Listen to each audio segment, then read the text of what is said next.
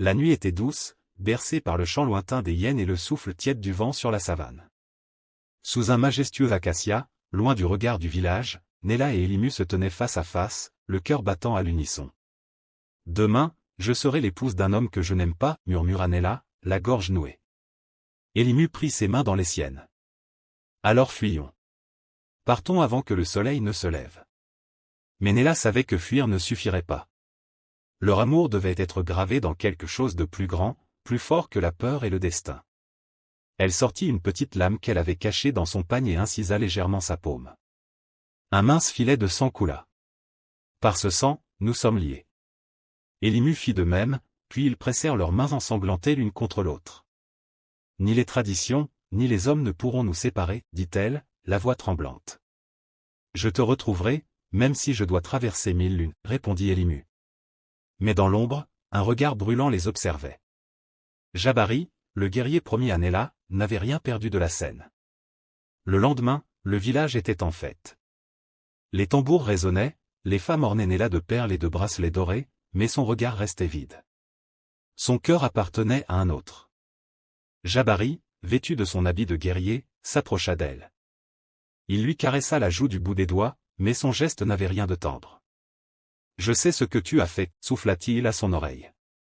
Nella releva les yeux vers lui, le défi dans le regard. « Je ne t'appartiendrai jamais. Tu es déjà à moi. Et personne ne me prend ce qui m'appartient. » Ce soir-là, elle s'échappa. Au clair de lune, elle retrouva Elimu à l'orée du village. Main dans la main, ils coururent à travers la savane, fendant les hautes herbes. Mais à peine avaient-ils atteint la rivière que des torchets s'élevèrent derrière eux. Des cris, des lances fendant l'air. Ils étaient découverts. Ne les laissez pas s'échapper. Jabari menait la poursuite. Elimu attrapa la main de Nella et l'entraîna vers un sentier plus escarpé. Mais alors qu'ils croyaient avoir semé leurs poursuivants, une lance se planta brusquement devant eux. Une embuscade. Ils étaient pris au piège. À l'aube, Nella et Elimu furent ramenés de force au village.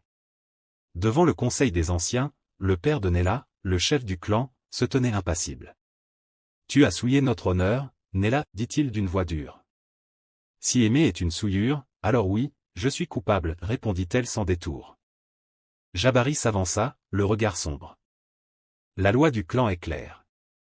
Un homme qui vole une épouse promise doit être puni de mort. »« Non, » hurla Nella, se débattant alors qu'on la retenait. Mais son père ferma les yeux. La tradition devait être respectée.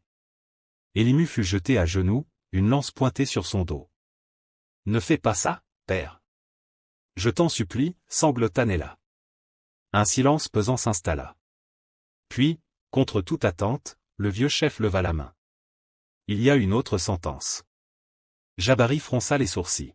« Quelle autre sentence ? » « L'exil. » Plutôt que de mourir, Elimu serait condamné à errer seul dans la savane, banni à jamais du clan. Nella cria, tenta de s'élancer vers lui, mais Jabari l'agrippa violemment. « Regarde-le disparaître, et peut-être comprendras-tu où est ta place, » lui murmura-t-il à l'oreille. Elimu, brisé mais digne, la fixa une dernière fois. « Je reviendrai pour toi, même si je dois traverser 1000 lunes. » Puis il tourna les talons et marcha vers l'horizon. Nella le regarda s'éloigner, son cœur se déchirant à chaque pas. Les années passèrent. Nella devint l'épouse de Jabari, mais son cœur resta prisonnier d'un homme disparu. Elle n'avait plus jamais souri. Un soir, alors qu'elle regardait l'horizon, une plume rouge portée par le vent se posa à ses pieds.